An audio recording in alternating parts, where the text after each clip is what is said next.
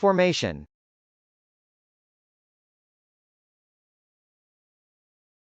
Formation.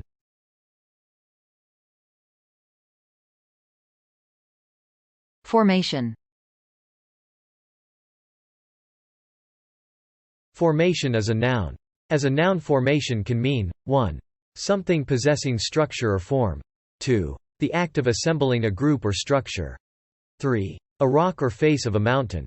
4. A grouping of military units or smaller formations under a command, such as a brigade, division, wing, etc. 5. An arrangement of moving troops, ships, or aircraft, such as a wedge, line abreast, or echelon. Often, in formation. 6. An arrangement of players designed to facilitate certain plays. 7. The process of influencing or guiding a person to a deeper understanding of a particular vocation. 8. The process during which something comes into being and gains its characteristics. 9. A structure made of two categories, two functors from the first to the second category, and a transformation from one of the functors to the other.